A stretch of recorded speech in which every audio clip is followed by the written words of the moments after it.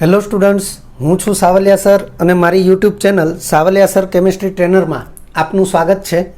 વિદ્યાર્થી મિત્રો, 11th કેમિસ્ટ્રીનું chapter ઉષ્માગતિશાસ્ત્ર, જેના JEE નીટના કોન્સેપ્ટનો આ TTL 7 છે. લાસ્ટ લેક્ચર એટલે કે TTL 6માં આપણે દબાણ વિરુદ્ધ કદના આલેખ દ્વારા વિવિધ પ્રક્રમોની રજૂઆત, ઉષ્માગતિશાસ્ત્રના પ્રથમ નિયમની મર્યાદા, કેલરીમિતિ અને પ્રક્રિયા ઉષ્માનું માપન તેમજ પ્રક્રિયા એન્થાલ્પીનું માપન એ પ્રમાણિત સર્જન એન્થાલ્પી અને બંધ ઉર્જાના સંદર્ભમાં, ઉપરાંત સ્વયંભૂ પ્રક્રિયાની લાક્ષણિકતા, આટલી બાબતોનો અભ્યાસ કરેલો. આ લેક્ચરમાં એટલે કે ટેબલ ટોપ લેક્ચર 7માં આપણે ઉષ્માગતિશાસ્ત્રના બીજા નિયમનો અભ્યાસ કરીશું. બીજો નિયમ એન્ટ્રોપી અને ગિબ્સ મુક્ત ઉર્જાના સંદર્ભમાં આપણે જોઈશું. આ ઉપરાંત આદર્શ વાયુનું શૂન્યાવકાશમાં વિસ્તરણ અને એન્ટ્રોપી ફેરફાર, તેમજ ઉષ્માગતિશાસ્ત્રના બીજા નિયમની વિભિન્ન રજૂઆત, જેમાં આપણે કાર્નોટ સાયકલ વિશે પણ અભ્યાસ કરીશું. તો શરૂઆત કરીએ. અહીં ટાઇટલ છે ઉષ્માગતિશાસ્ત્રનો બીજો નિયમ. તો આપણે વિધાન સ્પષ્ટ કર્યું છે કે ઉષ્માગતિશાસ્ત્રનો બીજો નિયમ એ પ્રક્રિયાની સ્વયંભૂતા સ્પષ્ટ કરે છે. વિદ્યાર્થી મિત્રો, આપણે લાસ્ટ લેક્ચરમાં સ્વયંભૂ પ્રક્રિયાની લાક્ષણિકતા વિશે અભ્યાસ કરેલો અને સ્વયંભૂ પ્રક્રિયા માટે એન્ટ્રોપી નામનું એક પરિબળ વિચારવામાં આવેલું, જેને ઉષ્માગતિશાસ્ત્રના બીજા નિયમમાં સમાવેલો છે, એવો આપણે ઉલ્લેખ કરેલો. તો અહીં આપણે એ જ વિધાનને ફરીથી અહીં દર્શાવી રહ્યા છીએ કે ઉષ્માગતિશાસ્ત્રનો બીજો નિયમ જે છે એ કોઈપણ પ્રક્રિયા એટલે કે પ્રક્રમ એની સ્વયંભૂતા સ્પષ્ટ કરે છે, એટલે કે નક્કી કરે છે. સ્વયંભૂતા એટલે કોઈપણ પ્રક્રિયાની આપમેળે થવાની વૃત્તિ, એને સ્વયંભૂતા કહેવાય. આ નિયમ બે ભિન્ન ઉષ્માગતિકીય વિધેયોના સંદર્ભમાં રજૂ થાય છે. આ ઉષ્માગતિકીય વિધેયોનો અભ્યાસ એ આપણે અગાઉ કરી ચૂક્યા છીએ. એમાંથી પહેલું ઉષ્માગતિકીય વિધેય છે એન્ટ્રોપી અને બીજું ઉષ્માગતિકીય વિધેય છે ગિબ્સ મુક્ત ઉર્જા. તો અહીં સૌથી પહેલું ટાઇટલ છે એન્ટ્રોપીના સંદર્ભમાં ઉષ્માગતિશાસ્ત્રનો બીજો નિયમ. વિધાન આ પ્રમાણે છે: આપમેળે થતી પ્રક્રિયાઓમાં વિશ્વની એન્ટ્રોપી વધે છે. વિશ્વની એન્ટ્રોપી વધે છે, જેને સંજ્ઞાત્મક રીતે દર્શાવીએ તો ડેલ્ટા એસ વિશ્વ ગ્રેટર ધેન 0. અર્થ કે જો કોઈ પ્રક્રિયા આપમેળે થતી હોય તો તે પ્રક્રિયા દરમિયાન વિશ્વની એન્ટ્રોપીનો ફેરફાર ધન મળશે, તો જ આપણે કહી શકીએ કે વિશ્વની એન્ટ્રોપી વધે છે. પરંતુ આપણે અગાઉ એવું ભણી ચૂક્યા છીએ અથવા સમજી ચૂક્યા છીએ કે વિશ્વના બે મુખ્ય ભાગ છે, પ્રણાલી અને પર્યાવરણ. આમ તો ત્રીજો ભાગ છે હદરેખા, પરંતુ હદરેખાને અવગણવામાં આવે છે, એ સ્પષ્ટતા પણ આપણે કરી ચૂક્યા છીએ. એટલે અભ્યાસ માટે તો વિશ્વના ફક્ત બે જ ભાગ, પ્રણાલી અને પર્યાવરણ. અર્થ કે જો ડેલ્ટા એસ વિશ્વને વિચારવું હોય તો ડેલ્ટા એસ વિશ્વ બરાબર ડેલ્ટા એસ પ્રણાલી વત્તા ડેલ્ટા એસ પર્યાવરણ થશે. અને તેથી આ જે આપણે સ્વરૂપ લખ્યું છે એને આપણે આ પ્રમાણે લખી શકીએ: ડેલ્ટા એસ પ્રણાલી પ્લસ ડેલ્ટા એસ પર્યાવરણ ગ્રેટર ધેન 0. એટલે કે જો કોઈ પ્રક્રિયા આપમેળે થતી હશે તો એ પ્રક્રમ દરમિયાન પ્રણાલીનો એન્ટ્રોપી ફેરફાર અને પર્યાવરણના એન્ટ્રોપી ફેરફારનો સરવાળો એ હંમેશા ધન મળશે. આ પરિણામ એ જે છે એના આધારે આપણે એક વિધાન સ્પષ્ટ કર્યું છે કે પરિણામ એ દર્શાવે છે કે એન્ટ્રોપીના આધારે પ્રક્રિયાની સ્વયંભૂતા નક્કી કરવા માટે પ્રણાલી અને પર્યાવરણ એમ બંનેના એન્ટ્રોપી ફેરફારને જાણવા જરૂરી છે. એટલે કે પ્રણાલી અને પર્યાવરણ એમ બંનેના એન્ટ્રોપી ફેરફારને જાણવા પડે અને પછી એનો સરવાળો કરીએ અને જો એ ધન મળે તો અને તો જ એ પ્રક્રિયા આપમેળે થાય છે એવું આપણે નક્કી કરી શકીએ. અને તેથી આપણે આ વિધાન એ સ્પષ્ટતાપૂર્વક અહીં દર્શાવેલું છે. તો વિધાનને ફરીથી જોઈ લઈએ.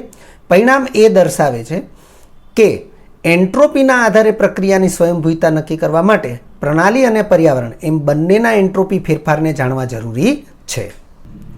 એટલે કે ફક્ત કોઈ એક જ ભાગ, એટલે વિશ્વના બે ભાગ છે, પ્રણાલી અને પર્યાવરણ, એટલે ફક્ત કોઈ એક જ ભાગના એન્ટ્રોપી ફેરફારને આધારે પ્રક્રિયાની સ્વયંભૂતા સ્પષ્ટ થતી નથી. તમે ફક્ત ને ફક્ત પ્રણાલીનો એન્ટ્રોપી ફેરફાર જાણી લેશો અને પર્યાવરણનો એન્ટ્રોપી ફેરફાર નહીં જાણો તો પણ પ્રક્રિયાની સ્વયંભૂતા સ્પષ્ટ નહીં થાય. ફક્ત પર્યાવરણનો એન્ટ્રોપી ફેરફાર જાણી લેશો પરંતુ પ્રણાલીનો એન્ટ્રોપી ફેરફાર નહીં જાણો તો પણ પ્રક્રિયાની સ્વયંભૂતા સ્પષ્ટ થશે નહીં. અને તેથી વિધાન લખ્યું છે કે ફક્ત કોઈ એક જ ભાગના એન્ટ્રોપી ફેરફારને આધારે પ્રક્રિયાની સ્વયંભૂતા સ્પષ્ટ થતી નથી. ત્યારબાદ બીજું ઉષ્માગતિકીય વિધેય ગિબ્સ મુક્ત ઉર્જા, અને ગિબ્સ મુક્ત ઉર્જાના સંદર્ભમાં આપણે ઉષ્માગતિશાસ્ત્રનો બીજો નિયમ જોઈએ. લખ્યું છે આપમેળે થતી પ્રક્રિયાઓમાં પ્રણાલીની મુક્ત ઉર્જા ઘટે છે. વિદ્યાર્થી મિત્રો, અહીં શબ્દ છે પ્રણાલીની મુક્ત ઉર્જા ઘટે છે. અર્થ કે ફક્ત પ્રણાલીને જ ધ્યાનમાં લેવી પડશે. અહીં વિશ્વને કે પર્યાવરણને ધ્યાનમાં લેવાની જરૂર નથી. સંજ્ઞાત્મક રીતે લખ્યું છે એટલે કે ડેલ્ટા જી પ્રણાલી લેસ ધેન 0, અર્થ કે ઋણ મૂલ્ય મળશે. એટલે અહીં આપણે એવું પણ કહી શકીએ કે જો કોઈ પ્રક્રિયા આપમેળે થતી હશે તો એ પ્રક્રિયા દરમિયાન પ્રણાલીની મુક્ત ઉર્જાનો ફેરફાર એ હંમેશા ઋણ મળશે. તો જ કહી શકીએ કે પ્રણાલીની મુક્ત ઉર્જા ઘટે છે, કારણ કે પ્રણાલીની પ્રારંભિક મુક્ત ઉર્જાની સાપેક્ષે અંતિમ મુક્ત ઉર્જા ઓછી હશે. એટલે કે જી અંતિમ માઇનસ જી પ્રારંભિક બરાબર ડેલ્ટા જી થાય. હવે જો ડેલ્ટા જી ઋણ હોય તો જ પ્રક્રિયા આપમેળે થાય. એનો અર્થ કે જી અંતિમ લેસ ધેન જી પ્રારંભિક હોય, અને આ શરતનું પાલન થતું હોય તો અને તો જ ડેલ્ટા જી લેસ ધેન 0 થશે, અને તે સ્થિતિમાં પ્રક્રિયા આપમેળે થશે. એટલે આગળ આપણે સ્પષ્ટતા કરી છે. પરંતુ ડેલ્ટા જી બરાબર delta H minus T delta S હોવાથી, વિદ્યાર્થી મિત્રો આ પરિણામથી પણ આપણે પરિચિત થયેલા છીએ. પરંતુ ડેલ્ટા જી બરાબર delta H minus T delta S હોવાથી TTL ફોરમાં આ પરિણામનો ઉલ્લેખ છે જ, અને એ પરિણામનો જ આપણે ઉપયોગ કરી રહ્યા છીએ. તો લખ્યું છે ડેલ્ટા જી બરાબર delta H minus T delta S હોવાથી પ્રક્રિયાની સ્વયંભૂતા માટે ડેલ્ટા જી લેસ ધેન 0 થવો જોઈએ. એનો અર્થ કે delta H minus T delta S less than 0 થશે. આપણે માઇનસ ટી ડેલ્ટા એસ છે એને જમણી બાજુ લઈએ તો પ્લસ થશે, એટલે delta H less than T delta S થશે. ડેલ્ટા એસને ડેલ્ટા એચના છેદમાં લાવીએ તો delta H upon delta S less than T, જેને આપણે પરિણામ નંબર બી આપેલું છે. વિદ્યાર્થી મિત્રો, આ પરિણામ પણ ખૂબ જ અગત્યનું પરિણામ છે, અને એને લગતી સ્પષ્ટતા આપણે અહીં કરી છે કે પરિણામ બી દર્શાવે છે કે પ્રણાલીના એન્થાલ્પી ફેરફાર અને એન્ટ્રોપી ફેરફાર, ડેલ્ટા એચ એટલે પ્રણાલીનો એન્થાલ્પી ફેરફાર છે. વિદ્યાર્થી મિત્રો, અહીંયા મેં ડેલ્ટા એચ પ્રણાલી એવું લખ્યું નથી, પરંતુ જે કંઈ અહીં પરિબળો છે એ પ્રણાલીના જ છે. એટલે અહીંયા શબ્દોમાં લખ્યું છે પ્રણાલીના એન્થાલ્પી ફેરફાર ડેલ્ટા એચ અને પ્રણાલીના એન્ટ્રોપી ફેરફાર ડેલ્ટા એસ ના ગુણોત્તરથી ઊંચા મૂલ્યના તાપમાને પ્રક્રિયા આપમેળે સંભવે છે.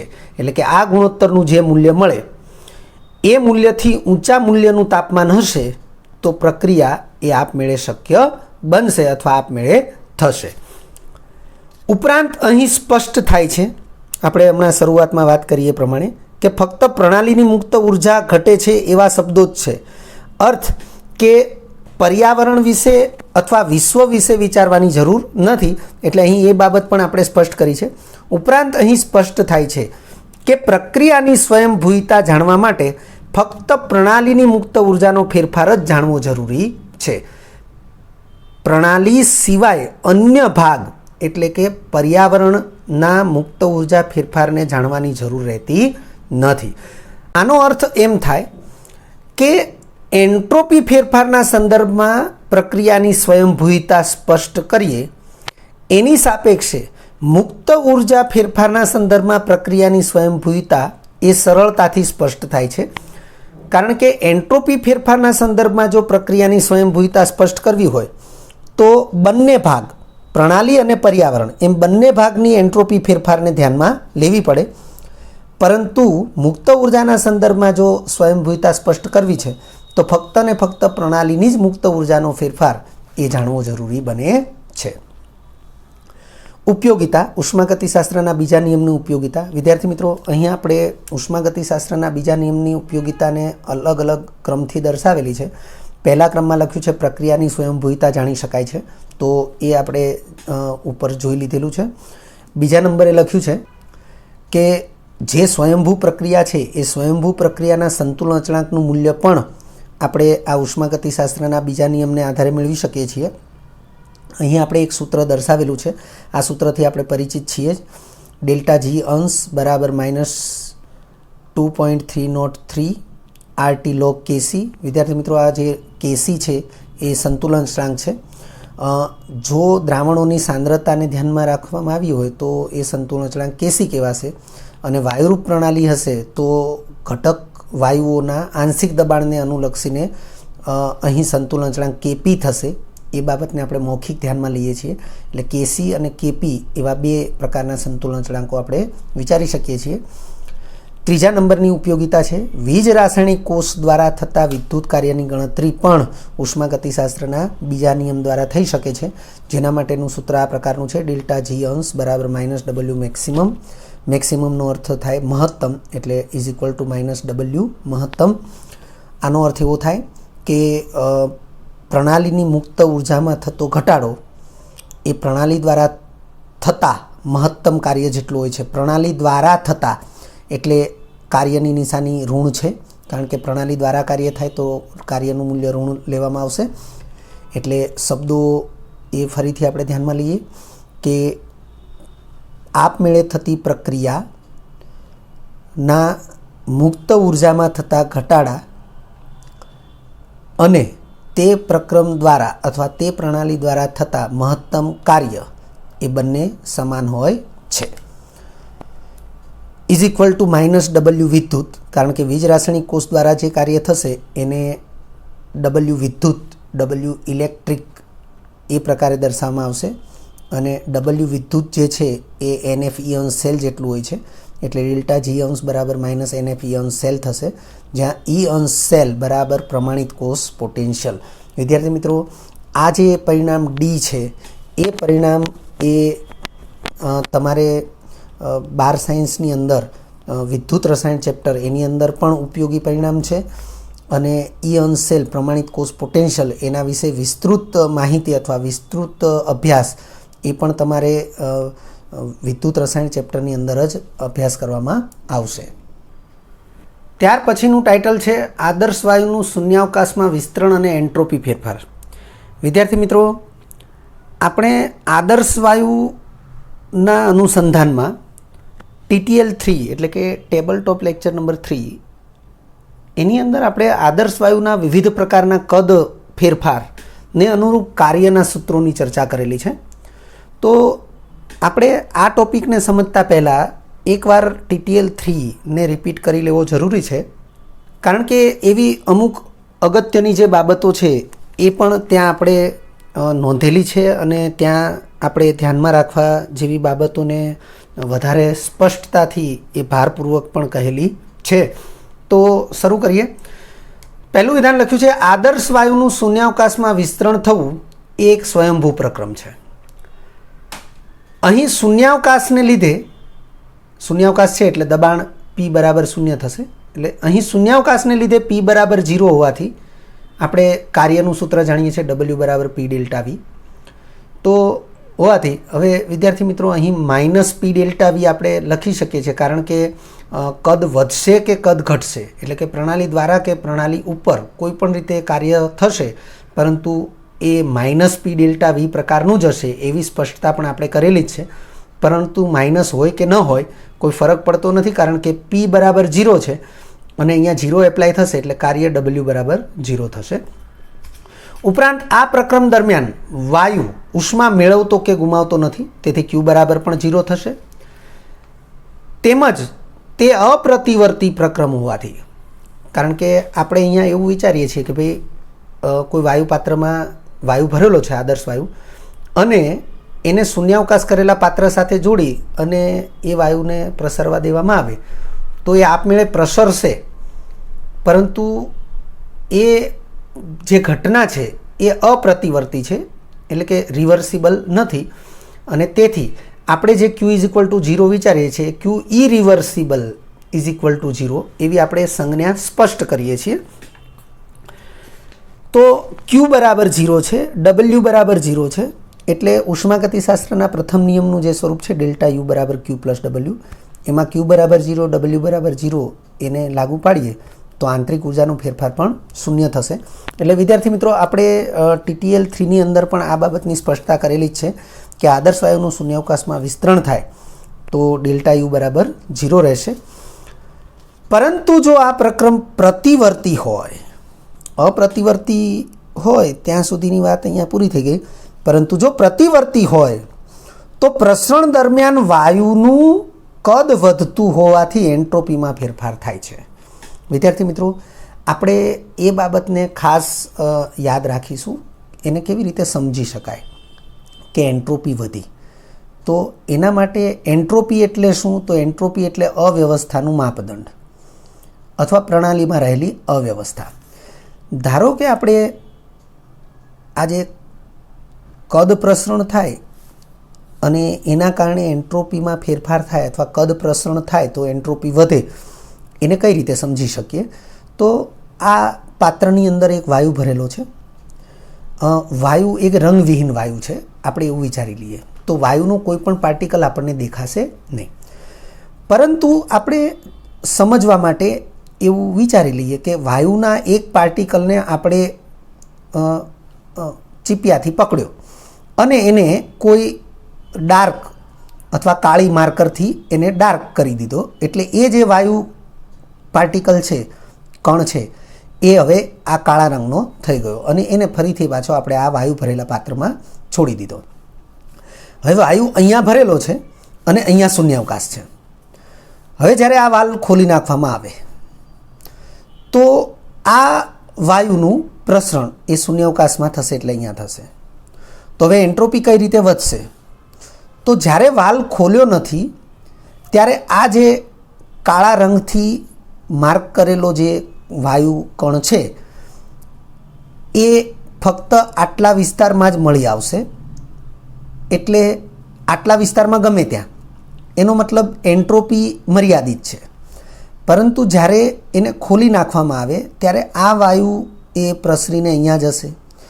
અર્થ કે હવે આ કાળો જે પાર્ટિકલ જે છે એની મળી આવવાની સંભાવના એ આ બંને ભાગમાં ગમે ત્યાં, અર્થ કે પહેલાં આટલા ભાગમાં ગમે ત્યાં મળી આવતો હતો અને હવે આ બંને ભાગમાં ગમે ત્યાં મળી આવશે.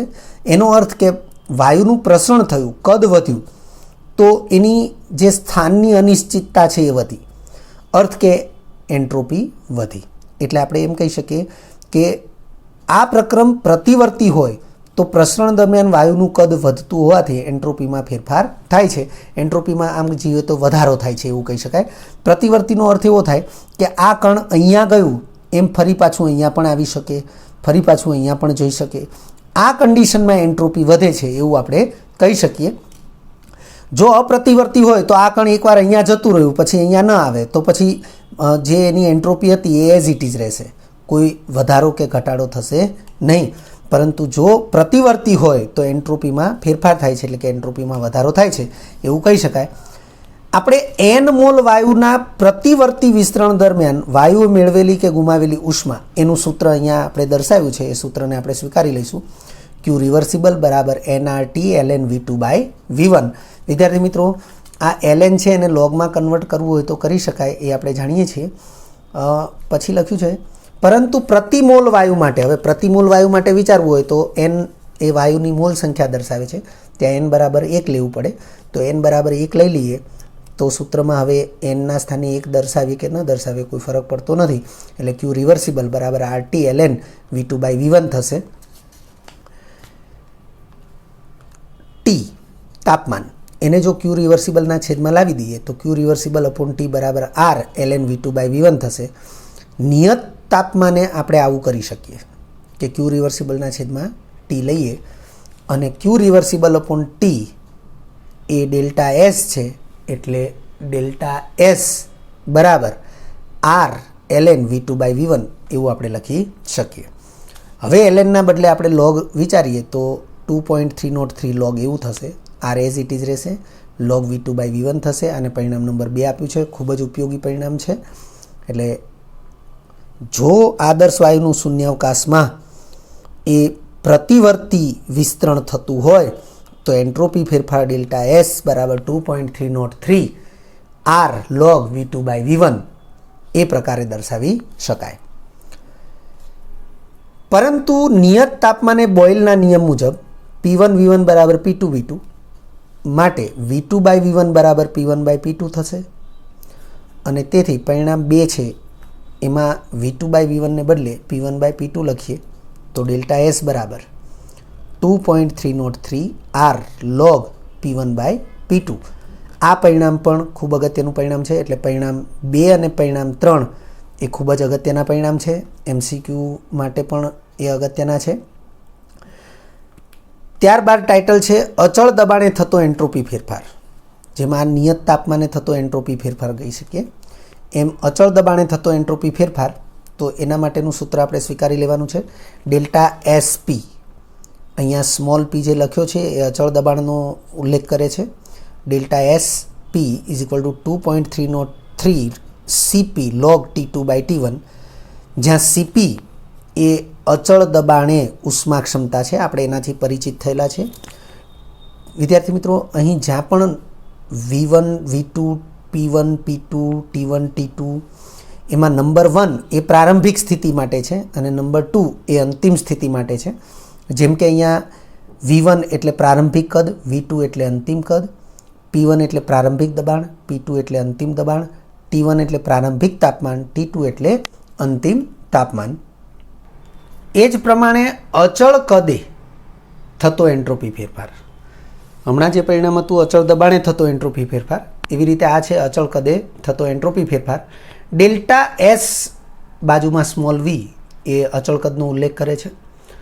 તો delta SV is equal two 2.303 CV log T2/T1, જ્યાં CV બરાબર અચળ કદે ઉષ્મા ક્ષમતા. અચળ કદે ઉષ્મા ક્ષમતા અને અચળ દબાણે ઉષ્મા ક્ષમતા એની વિશે અને તેઓના સંબંધ વિશે પણ આપણે પરિચિત થયેલા છીએ. યાદ રાખો કરીને એક વિધાન લખેલું છે કે પ્રતિવર્તી પ્રક્રિયા માટે સંતુલન સમયે ડેલ્ટા એસ બરાબર 0 થશે. વિદ્યાર્થી મિત્રો, આ વિધાન એ ખૂબ અગત્યનું છે.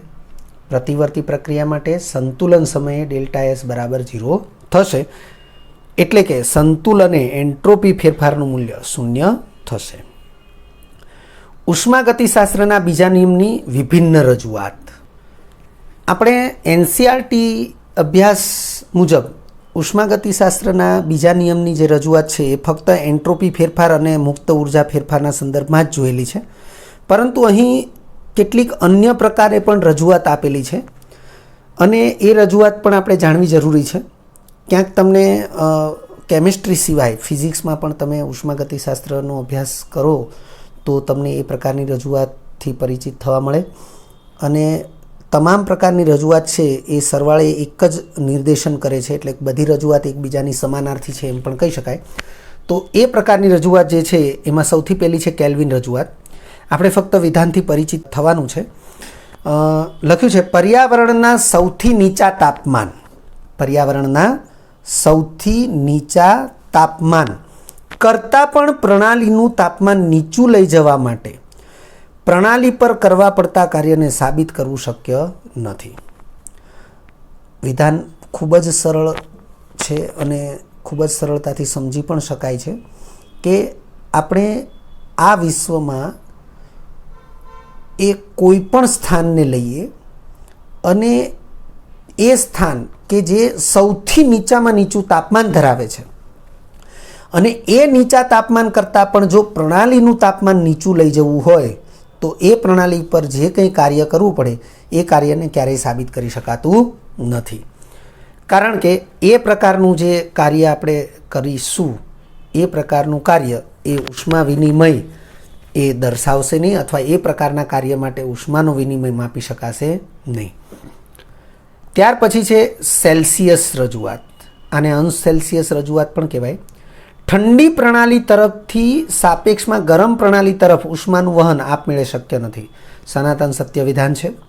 ઠંડી પ્રણાલી તરફથી સાપેક્ષમાં ગરમ પ્રણાલી તરફ ઉષ્માનું વહન આપમેળે શક્ય નથી, કારણ કે એવું વહન કરાવવા માટે કાર્ય કરવું પડે. ઓસ્વાલ્ડ રજૂઆત. કોઈ પણ પ્રકારની બાહ્ય પરિસ્થિતિમાં ફેરફાર કર્યા સિવાય ઉષ્માનું સંપૂર્ણપણે કાર્યમાં રૂપાંતર કરે તેવું યંત્ર બનાવવું શક્ય નથી. કારણ કે જો ઉષ્માનું સંપૂર્ણપણે કાર્યમાં રૂપાંતર કરવું હોય તો બાહ્ય પરિસ્થિતિમાં ફેરફાર કરવો જ પડે, અને બાહ્ય પરિસ્થિતિમાં ફેરફાર કર્યા સિવાય એવું શક્ય નથી. એટલે એવું યંત્ર પણ બનાવી શકાય નહીં. કાર્નોટ રજૂઆત, આને કાર્નેટ રજૂઆત પણ કહે છે. કાર્નોટ વૈજ્ઞાનિક છે જેણે ઉષ્માગતિશાસ્ત્રનો ખૂબ સારી રીતે અભ્યાસ કરેલો છે, અને એના આધારે એણે કાર્નોટ એન્જિનની રચના અથવા કાર્નોટ એન્જિનની ક્રિયાવિધિ વિશે સમજાવેલું છે. વિધાન આ પ્રકારનું છે: કોઈપણ ચક્રીય પ્રક્રમ દરમિયાન ગરમ પ્રણાલીની કુલ ઉષ્માના અમુક જથ્થાનું ઠંડી પ્રણાલીમાં રૂપાંતર થયા સિવાય તે ઉષ્માનું કાર્યમાં રૂપાંતર શક્ય નથી. અર્થ કે ગરમ પ્રણાલી કે જેની પાસે ઉષ્માનો જથ્થો વધારે છે અથવા ઉષ્માનું સ્તર વધારે છે અને તેમાંથી અમુક ઉષ્મા એ કાર્યમાં વાપરશે, તો એ ઉષ્માના વ્યયને કારણે કહી શકાય કે પ્રણાલી એ ઠંડી થશે, અને એ ઠંડી થયા વગર એ કાર્યમાં રૂપાંતર શક્ય નથી. એટલે લખ્યું છે, કોઈપણ ચક્રીય પ્રક્રમ દરમિયાન ગરમ પ્રણાલીની કુલ ઉષ્માના અમુક જથ્થાનું ઠંડી પ્રણાલીમાં રૂપાંતર થયા સિવાય તે ઉષ્માનું કાર્યમાં રૂપાંતર શક્ય નથી. એટલે આપણે જે અમુક જથ્થાની ઉષ્માને વિચારીએ છીએ એ કાર્યમાં રૂપાંતર ત્યારે જ થશે કે જ્યારે એ પ્રણાલીને ઠંડી કરશે. કારણ કે કાર્યમાં રૂપાંતર થયા પછી એ ઉષ્માનો જથ્થો પ્રણાલીમાંથી ઓછો થશે, એટલે કે ઉષ્માનું સ્તર પ્રણાલીમાં ઘટશે અને તેથી તાપમાન ઘટશે અને કહી શકાય કે પ્રણાલી ઠંડી પડે છે. પરંતુ ઠંડી ન પડે અને કાર્યમાં રૂપાંતર થાય એવું શક્ય નથી. વિદ્યાર્થી મિત્રો, આપણે નોંધ લખી છે કે આ તમામ રજૂઆત, આ ચારે ચાર રજૂઆત છે ઉષ્માગતિશાસ્ત્રના બીજા નિયમની વિભિન્ન રજૂઆત છે. તો આ ચારે ચાર રજૂઆત જે છે એ એકબીજીને સમકક્ષ અથવા સમરૂપ રજૂઆત છે. કાર્નોટ સાયકલ, આને કાર્નોટ ચક્ર પણ કહેવાય. કાર્નોટ સાયકલ માટે આપણે આટલી બાબતને સ્પષ્ટ કરીએ છીએ કે કાર્નોટ નામના વૈજ્ઞાનિકે ઉષ્માનું કાર્યમાં રૂપાંતર સમજાવ્યું, અને આ સમજૂતી માટે એણે દબાણ વિરુદ્ધ કદના આલેખનો ઉપયોગ કર્યો.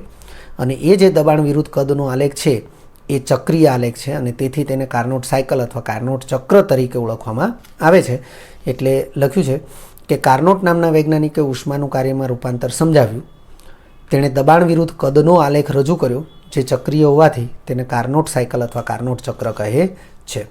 વિદ્યાર્થી મિત્રો, તમે જોઈ શકો છો કે અહીં વાય અક્ષ ઉપર દબાણ છે અને એક્સ અક્ષ ઉપર કદ છે, અને આલેખમાં તમને 4 બિંદુઓ અલગ અલગ સ્થાન ઉપર આપેલા છે, જેને અનુક્રમે બિંદુ એ, બિંદુ બી, બિંદુ સી અને બિંદુ ડી એમ નામ આપવામાં આવ્યા છે.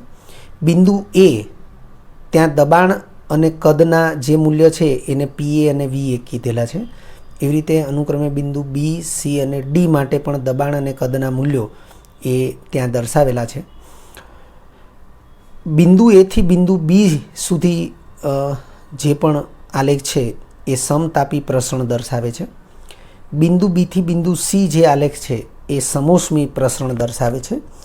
બિંદુ સીથી બિંદુ ડીનો આલેખ જે છે એ સમતાપી સંકોચન દર્શાવે છે. તમે જોઈ શકો છો એ બંને એકબીજાને સમાંતર છે. આ પ્રસરણ છે જે કદમાં વધારો કરે છે, આ સંકોચન છે જે કદમાં ઘટાડો કરે છે. અહીં પણ તમે જોઈ શકો છો બિંદુ ડીથી બિંદુ એ જાય ત્યારે કદમાં ઘટાડો થાય છે. અહીંયા કદ આ લેવલનું હશે અને અહીંયા કદ આ લેવલનું છે, એટલે કદ ઘટ્યું છે એટલે એને સમોષ્મી સંકોચન એવું દર્શાવેલું છે. એટલે કદ ઘટે તો સંકોચન, અહીંથી કદ વધે છે એટલે પ્રસરણ, એમ અહીંયા પણ કદ વધે છે એટલે પ્રસરણ, અને સમોષ્મી છે તો અહીંયા પણ સમોષ્મી છે, આ સમતાપી છે તો આ પણ સમતાપી છે. એટલે એ બાબતને ધ્યાનમાં રાખવી જરૂરી છે. અહીં આપણે કાર્નોટ એન્જિનની ક્ષમતા eta is equal to W/Q એટલે કે કાર્ય છેદમાં ઉષ્મા બરાબર T2 - T1 upon T2. આ સૂત્રને આપણે સ્વીકારી લેવાનું છે, આ સૂત્રને ધ્યાનમાં પણ રાખવાનું છે. અહીં જેમ તાપમાનનો તફાવત વધુ તેમ એન્જિન એટલે કે કાર્નોટ એન્જિનની ક્ષમતા વધુ હોય છે. વિદ્યાર્થી મિત્રો, આ જે આલેખ છે એ આલેખને લગતા પ્રશ્નો એ લગભગ તો ફિઝિક્સમાં પૂછાઈ શકે, તેમ છતાં પણ આપણે ધ્યાનમાં રાખવું જરૂરી છે, કારણ કે ઉષ્માગતિશાસ્ત્રને અનુરૂપ એ પ્રશ્ન એ કોઈ પ્રોપર વિષયને ધ્યાનમાં રાખીને પૂછાય એવું જરૂરી નથી. કેમિસ્ટ્રીમાં પણ આને અનુલક્ષીને પ્રશ્ન પૂછાઈ શકે છે અને તેથી આપણે અહીંયા એનો સમાવેશ કરેલો છે. આ સૂત્રને ફરીથી ધ્યાનમાં રાખી લઈએ. કાર્નોટ એન્જિનની ક્ષમતા eta is equal to W/Q is equal to T2 - T1/T2, જ્યાં T1 એ પ્રારંભિક તાપમાન છે અને T2 અંતિમ તાપમાન છે. અને આ T2 - T1 એને ડેલ્ટા T તરીકે પણ દર્શાવી શકાય અને તેથી અહીંયા લખ્યું છે કે જેમ તાપમાનનો તફાવત એટલે કે ડેલ્ટા T વધુ તેમ કાર્નોટ એન્જિનની ક્ષમતા વધુ હોય છે. વિદ્યાર્થી મિત્રો, જો તમને આ વિડીયો લેક્ચર ગમ્યો હોય તો લાઇક આપજો, શેર કરજો અને સબસ્ક્રાઈબ પણ કરજો. અગાઉના લેક્ચરનું રિવિઝન અને પાઠ્યપુસ્તકનું વાંચન કરતા રહેજો. આ લેક્ચર અંગે કોઈ પણ ડિફિકલ્ટી હોય તો મને વોટ્સઅપ કરી શકાય. આભાર. ફરી મળીશું નવા વિડીયો લેક્ચરમાં.